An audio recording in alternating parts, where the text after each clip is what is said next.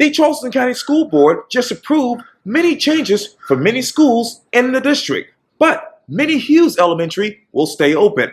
I sit down one-on-one with Kevin Hollinshead, one of the Charleston County School Board members, for this edition of Quintin's Close-Ups.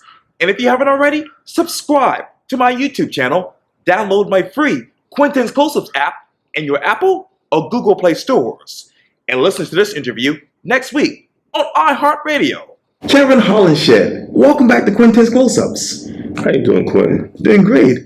Glad to see you again. Likewise. I see you were kind of busy. Yeah, oh yes. The calendar's almost booked for January, so the interviews will continue into 2020. Wow. That's a blessing. Yes, indeed. Thank God for it. And the question is, how are you? Because obviously you're Kevin Hollinshead. You are a prominent person in the community, and you are a Charleston County School Board member. Well, this is kind of a turmoil time for not just me, the constituents of Charleston County who have been echoing out, slow down, what's going on. It's kind of emotional because in the middle of all this, there's the underserved, the less fortunate, the people of color, Latinos, and poor whites who don't have a voice, who are caught up in the middle of this. The district seems like they think they know what's better for them without even taking the time to vet or to hear them out. You know, it's just kind of like, as I use the analogy, you're on a plantation. You do as I tell you to do, you know, and that's what you're supposed to do. And that is pretty much how the superintendent and her regime pretty much deals with the issues. Who is the superintendent's regime? That's the board members that she collaborates with, the nonprofit groups in Charleston County who call themselves advocating for the African American community and less fortunate. There are now people of color, and that's what I think what has African Americans and even the white Charlestonians, or white people of Charleston, who once you explain it to them, they begin to get kind of upset. African Americans are not at the table. The stakeholders in our community are not at the tables in deciding what goes on in their community. Give you a good example. Minnie Hughes, I was out there in the coordination of meetings. They were trying to keep their school open. My heart went out to them. They came out knee deep, 100 strong, 200 strong at times to talk about their community and what the needs for it. I did not know that they raised money at one time to create a child care program in the school. And they felt very passionate about it and what they did in their community, and it's not a failing school. Then the district comes up with this scenario of, you know, the schools have to be 500 or more in order to survive in the district, which is crazy. We played this race game, and I think it's a bad game that they play. To give you one example, Okay. The East Cooper Montessori School, we pour out $250,000 each year for them to try to diversify their school with the yield of nothing. But the district pumps that kind of wasteless money into a program trying to integrate where they could put money into a North area school to hire more teachers, to teach more content hours. If they were to go to North Charleston, how many content hours would be getting from there? Well, content hours, in other words, I mean, like, you'll be able to hire more teachers, place them in the classroom.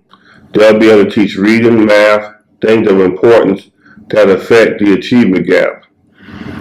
Nowhere in Charleston County's history, and not just Charleston County, also from around the country, where what they're trying to do now is back what they did in the 60s and 70s when I was involved in that, would bus people around, are less fortunate, move them around and think that that's going to be able to close the achievement gap.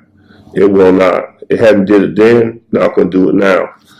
You know, I heard the old folks saying the other day, I was sitting around listening to some retired teachers, and they were saying this superintendent thinks that taking black children and putting them in the company of white children will make them better. That's not true.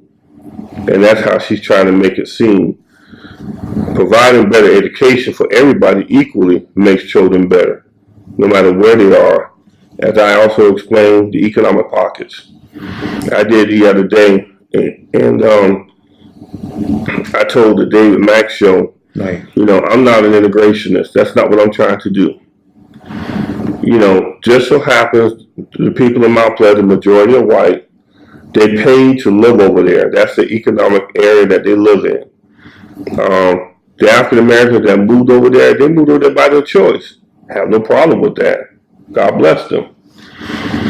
But why live at in North Charleston? The economic imprint of people who work day to day, struggle to pay their bills, can afford to live in a rental facility, maybe $500 to $800, which is really climbing up now. That's what they can afford, and their children can only afford to go to the schools within the area. So I'm for bringing that status of that community's education level up. Those content hours and things need to go in that particular area and not just break up the district.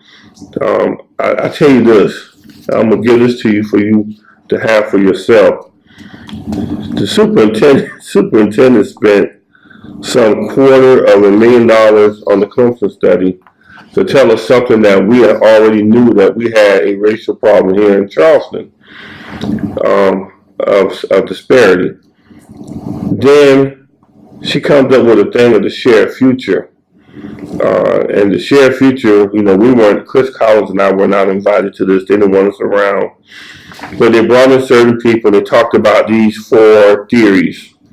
Well, the theory she's practicing right now with her nonprofit buddies in Charleston, it's called Reconstruction, where they blow everything up, what I call chaos. And that's what the Charleston people, white and black, are dealing with right now, is they're trying to blow everything up and move everything around and hope that it happens and filters out. But what happens is she's creating business for her friends to come into Charleston, those non-African American nonprofits who run around saying, black people have a hard time learning. The achievement gap is not right for African Americans. But we know that. But you got to get people that look like them to work in there with them to bring them around. There are some of us who do good in an integrated society. I have no doubts about that. I'm one person that I can operate in both. There's some that actually need to see us to be able to strive and to move forward. The superintendent doesn't believe in that theory. I know in one of my last interviews with you for Quintin's Close-Ups, and I believe this was in February when my grandmother passed away, but I believe you told me that it's not all about the kids, it's about money. This is about money. Everybody around here is saying that. Even the abused parents that I talked to, the parents in Mount Pleasant who I was blessed to meet, who are not African American, are all seeing that it's about the money. You have segments like Cradle to Career, Coalition for Kids, and several others who are out here running around saying, wherever the zip code is, children need to be educated. But they're white. And I keep hearing black folks keep saying the same thing. We know that. Black folks identify to people who they can trust. We don't need them advocating for us. All they did was spend $700,000 to affect an election to pay their paychecks. That's it. It's all about money. You can't find a credible African American to stand next to her and do a press conference and say she's doing the right thing. I'll tell you one other thing. If she so much believes in what she's doing, give up your paycheck for a year. Put your paycheck up. Not only that, Quintin, they do this with poor people kids. They don't do it with their own. Do it with your own. Todd Garrett got his kids West Ashley. Bring your kids to Sanders Clyde. You want to know why? Because they're black kids down there. You talk about Todd Garrett. Obviously, I did an interview with him really 3 weeks ago. And in that particular interview, he responded to your interview with me this past summer.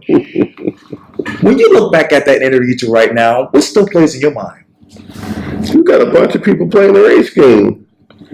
They are really not being honest about the race issue. That's one thing I don't play with.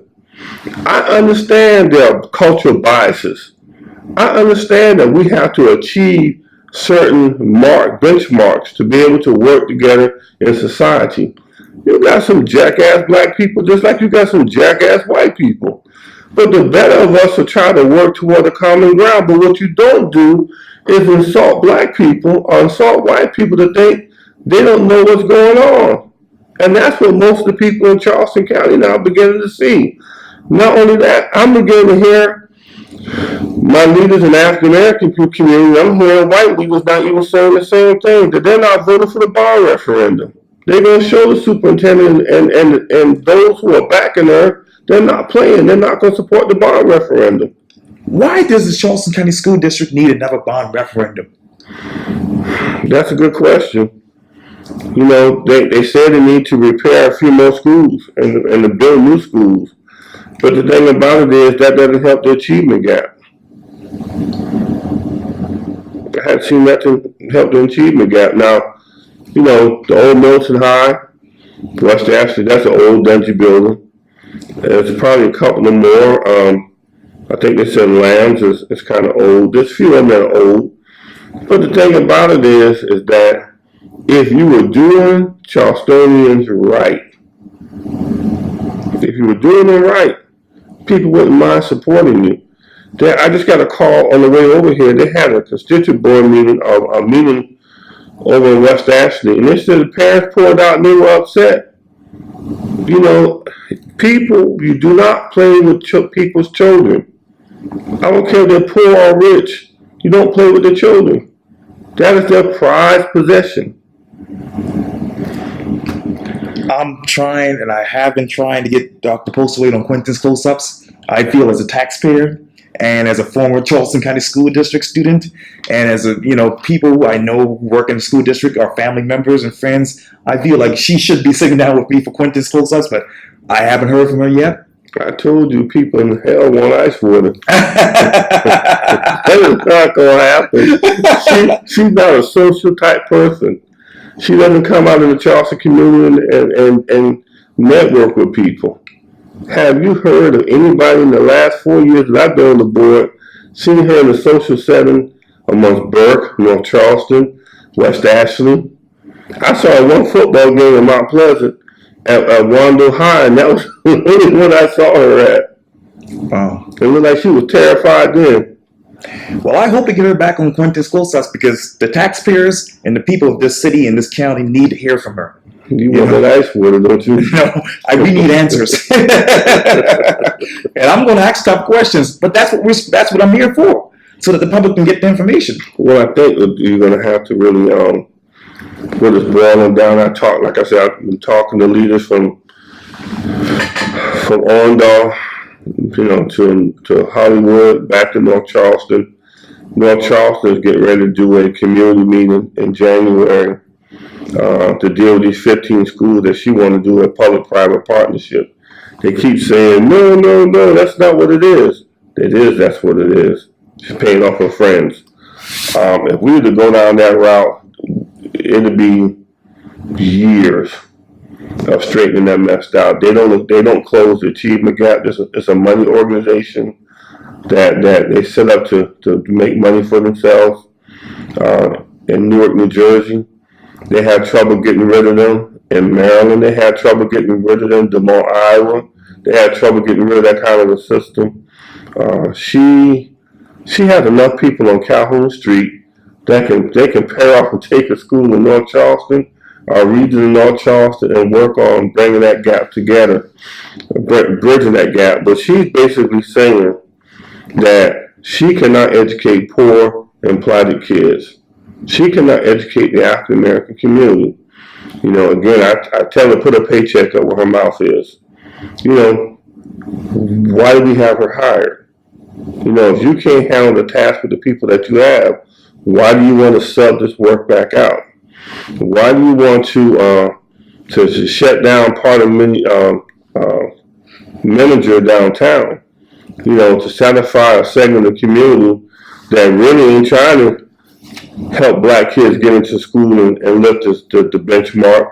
You're trying to help another segment of the city of Charleston that don't want to pay private school tuition anymore. That's what that whole thing was about with Todd Garrett, satisfying his constituent base. Well, I hope to get Todd Garrett back on Quintin's close-ups, and hopefully Dr. Postaway will sit down. I don't bite. Get Todd Garrett here with me, I'll come. Well, we can do a debate. There you go. You talked earlier about Minnie Hughes. Let me go to that because obviously there were some decisions made on that in other schools earlier this week. And this is coming from live5news.com and written by Rob Wade, a reporter. It reads this. The Charleston County School District Board approved broad sweeping changes during its Monday meeting that will affect more than 2,000 schools. The proposed changes listed obviously below on the website will close some schools and merge others. But one school avoided closure, Minnie Hughes Elementary, was one vote away from being merged with E.B. Ellington. But after the board chair's Eric Mack voiced his opposition to the merger, the change was removed from the agenda. But what other plans do they have for Minnie Hughes in your mind? Well, you know what? I discussed it with the Hollywood residents and Young Island folks just recently. He took it off the agenda, but he didn't kill it. He must have set a motion the other day to kill the issue, period. They did the same thing with Lincoln High School, I heard, before I got on the board. Right. They took it off the issue, then later on came back and brought it up and then shut the school down. Question. I'm going to change your storyline, but what happened to the kids that went from Lincoln High School to Wando? Did they close did they excel in the achievement gap at Wando? I remember having private meetings with those kids are struggling. So, there's a financial burden right there where they mess kids' lives up. So again, in North Charleston, you want to take 1,500 kids and place them in a building. Move them around, and then you're probably going to end up doing 30 to a classroom with one teacher. They're not telling the whole truth. And these are Title I schools. Sure. So there's some federal regulations that are going to come along. I hear lawyers are talking now about looking into that also. And that's my next question. Is all of this legal? Well, I know Attorney Larry Kabrowski's looking into it, along with some leaders. They're getting geared up. I heard that Waldo Curry is actually looking in with them also. There are two prongs that I heard the African American community is teaming up with other folks throughout the county. You hit them in the pocketbook. And like I said, they're talking about voting on the bond referendum. That if they can't win on that front, they got to win on the other. Someone has to teach them to respect constituent base in Charleston County. It's like my old sheriff used to say when I first started out, you can't keep whacking on people all the time because eventually they'll rise back up on you. You talk about obviously these changes. Let me go to some other changes. It says this from live5news.com. Transition Mary Ford Elementary into an early education center and rezone all those students to Shakur Elementary, and that was approved. So when I voted against that, Chris Collins and myself. Well, you haven't vetted with the community. She had not taken the time to hold a community meeting with those parents. Again, slave master mentality. You Negroes on that plantation do what I say is best for you. The board members that go along with her, they sit there and they don't question nothing, man. They just go along and do it. Well, let me ask a question. The early education center, how long will that take before it actually comes to fruition? Well, they don't have no money for it. It's not in the budget. So the bond referendum doesn't pass, and we don't have the money for it or adequately funded, and it's not going to happen anyway. She's looking into a pie in the sky without even talking to the community. Remember when they did the half-cent sales tax? Remember they hired, I think it was Ed Givens, Jerome Hayward, Maurice Washington, right. Margaret Rush, right. to sell it to the community and to make it. This lady right here just saying, I'm God. I'm God. I'll do what I say. And if they were to rezone all of those students to Shakora Elementary, meaning the people, well, students that is from Mary Ford Elementary, how much is that going to cost? She had not. I think Chris Frazier asked that same question. She don't know. I tell you, it's pie in the sky. She's just saying, let me come up with something. What's that little game when you shake the little ball up? And so she's shaking the ball up and her answer comes out, and then she doesn't have any research to back it up. Nothing to point it out. And something else that's being pointed out is this: combining Lambs, Hunley Park, and Goodwin Elementary schools onto one campus at Lambs and create a universal 4K and 5K preschool and family engagement center at either Hunley Park or Goodwin. Evidently, that was approved from what Live 5 News is reporting. Mm-hmm. So when you combine Lamb, Hunley Park, and Goodwin Elementary schools onto one campus, how many students are we talking? 1,500. That's what I was saying earlier, 1,500. And then the thing about it is, there's no guarantee that's going to happen unless the bond passes. And so you're talking about 1,500 kids. Everybody knows the academic setting across the country says smaller schools are better for kids, not larger schools. So again, she's coming up with she goes against the theory of what scholars are saying. I think personally, somebody called me the other day from Horry County and was talking about her tenure there, and they were telling me the same things that she did in Horry County is what she's doing here. So it didn't work in Horry County, so she just took her resume out, her book out. Most people, when they get their PhD, they write a thesis paper, Right. project paper, and it's the best work they ever did because it's put in a lot of hours to get that thing done, and years. And I think she probably wrote if you look at her paper, it probably was the same identical thing she did in Horry County and what she's doing here. Because she can't think outside the box and work with people to come up with new ways. She's probably run off that same project paper that she wrote some 15 years ago. And again, I hope to get her back on Quintin's close-ups so that she can get to her side of the story. But let me read that again. Combine Lambs, Hunley Park, and Goodwin Elementary schools onto one campus at Lambs. And obviously, you predicted there would be 1,500 students. But then, how much would that cost per pupil? Well, again, she's thinking, I think the average per student per pupil ratio is either 1,300 or 1,600 per child. But she's trying to put all that in one building. And again, but she's not thinking about the child's welfare. She's not thinking about the total outcome of how the class structure is going to be. They're saying things like the child can get band instructions, art instructions, things of that nature. But then again, as one person told me when we were debating it, they would say, well, they say that's no guarantee it's going to close the achievement gap. She needs to put down on paper and say how much it's going to close the achievement gap by. She needs to put, I guarantee it's going to close the achievement gap by this much. The only thing she's doing is trying to close down schools to erase what they call the bench code of the school. So it looks like she raised the mark. The only thing they're doing, Quintin, is just taking one pot of kids and sweeping it up under the rug over here and moving it over there and sweeping it, and then the problem is still there. What exactly is a family engagement center? How would you describe that to the average parent?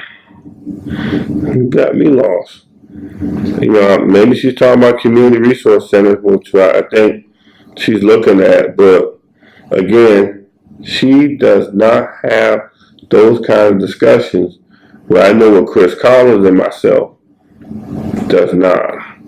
I think the other day someone was telling me, they called me and said she was at Bishop Gaston with her group campaign against Chris and myself for the next election, trying to make sure she beat us down. So again, the gloves are off, man. It's her reputation on the line. I know many years ago, Dr. McGinley had, I can't remember what was it? I can't remember the outline plan she had. Mm-hmm. I don't know if you remember it, but does Dr. Postway have something similar to that? If she got it, she shared it with her group, her close confidants. It's not shared with the majority of the board. Now, she puts up what she wants to put up on the day of the meeting, and then she runs the theory of, if I bombard them with this book of information, they won't be able to concentrate long enough on what I'm doing. So, I have to make copies and I share it with my friends and research, and I look at my stuff and try to see what it is. I know some people in the audience that are great litigators are starting to say they caught her not telling the truth. It just is, it kind of reminds me a little bit of what's going on in our nation capital with all the bickering, fighting back and forth. But this is over education. Again, I tell you, it's not about the kids. It is not about the kids. If she so much believes in what she's doing, put a damn paycheck up. And something else is very interesting. Categorize 15 of the district's lowest performing schools as acceleration schools.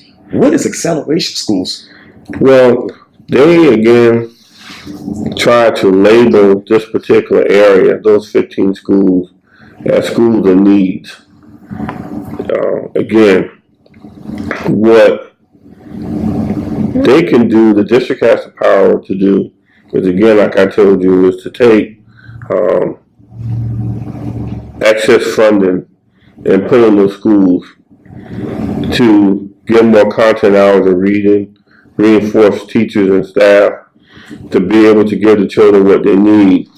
She's taken something called waivers, which I learned about last year when we took the trip to Atlanta. Atlanta used their waivers in different ways, but she have not defined yet what waiver she wants from the state here. She just made suggestions about, extending the hours to the school, making kids come early. But then, there are things that could go along with that, like firing teachers. We already got teacher shortage, but firing teachers. But she has the ability to do, or they could do, grassroots efforts with those schools in that community without even going through all of this. Give good principals 5-year contracts. Give them benchmarks every 2 to 3 years to see if they're meeting what they need to meet. Give them the proper funding to work in those schools to be able to yield a better product. Kids always respond when they feel like they're loved. When they're loved. Again, I don't even think she filled in the class last year when the teachers took a strike. But hey, man, go stay in the classroom for about a month in North Charleston. Then you come back and talk to me. Let me go back to this. Categorize 15 of the district's lowest performing schools as accelerating schools, that is. Obviously, I was approved. What are those 15 schools right now? Well, they haven't finished naming them yet. We know some are Shakur, Mary Ford.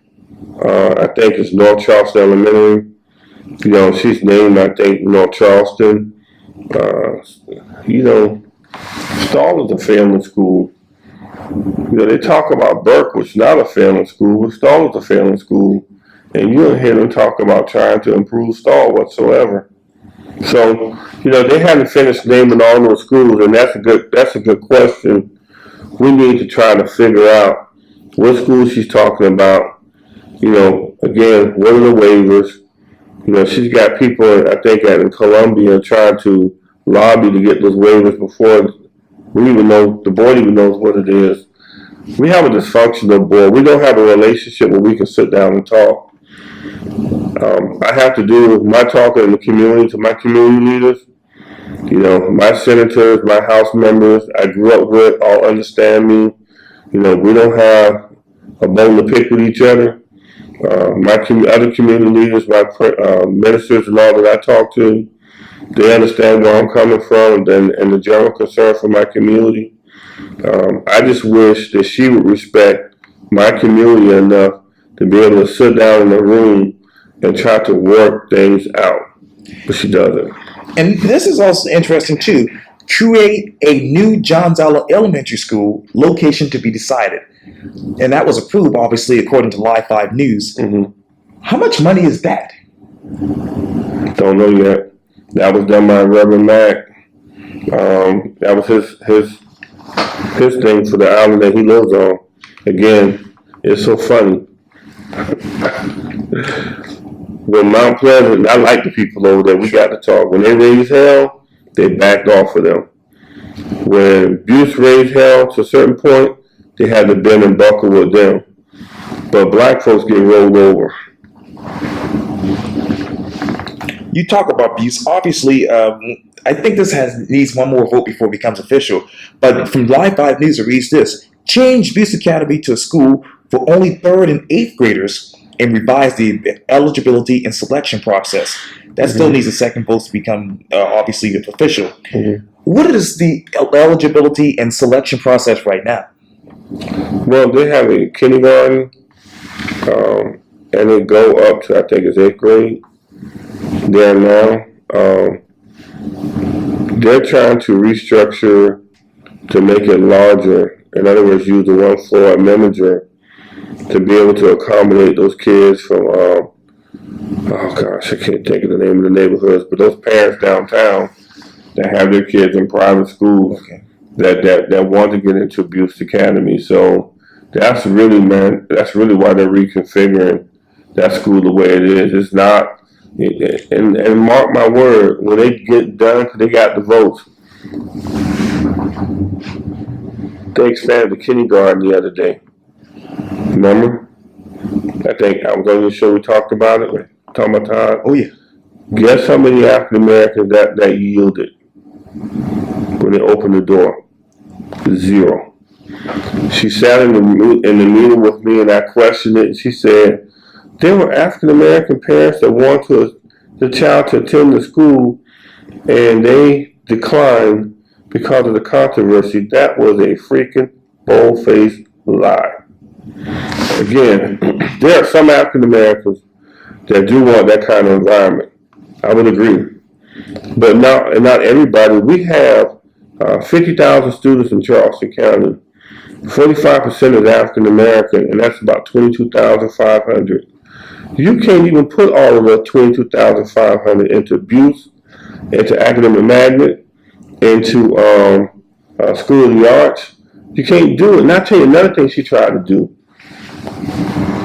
She tried to force the principal at Military Magnet to take 30% of 30 of his top kids and put them into Academic Magnet because she was trying to do this big racial integration piece. Man, you just can't move people's kids like that again. There's no respect, dude. No respect. This is the most racist thing I ever did see. You think black people are cows and cattle. We're human beings. Are you a cow? I don't think so. So, I mean, that's how they treat them. I understand it. I believe you are up for re-election next year.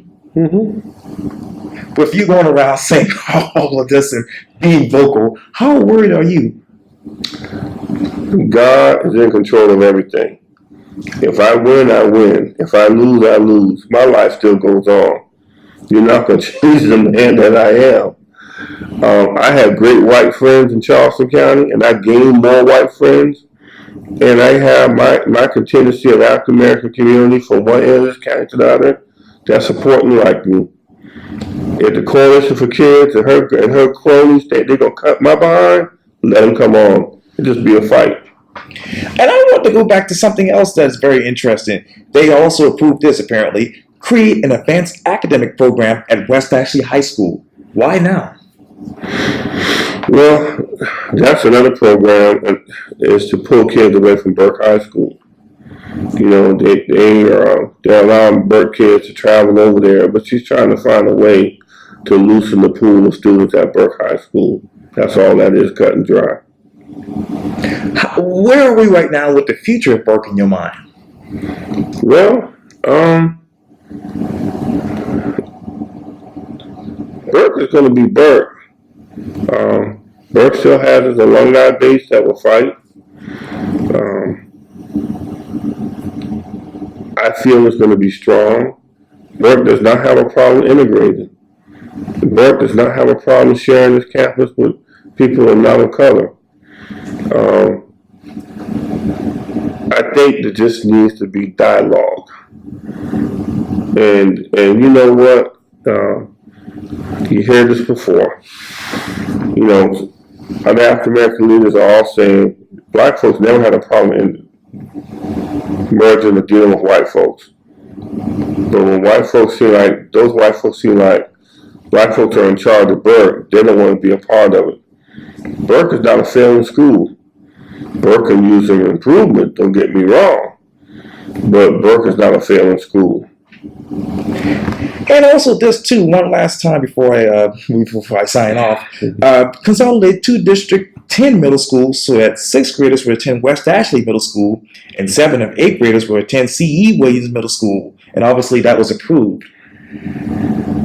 What's fact and what's fiction when it comes to this? You know what? I'm going to let them parents West Ashley fight that one out. Most of them called me and asked me to vote against it. I did. I understand the constituent board did not hold a meeting with its constituents out there to address that issue. I think it needs to go back and listen to the community. I hear some advocates saying it's about race. White people don't want their kids going to school with black kids. I don't necessarily think it's that. Now, I will tell you, one of the middle schools have a behavior problem. I know that for a fact.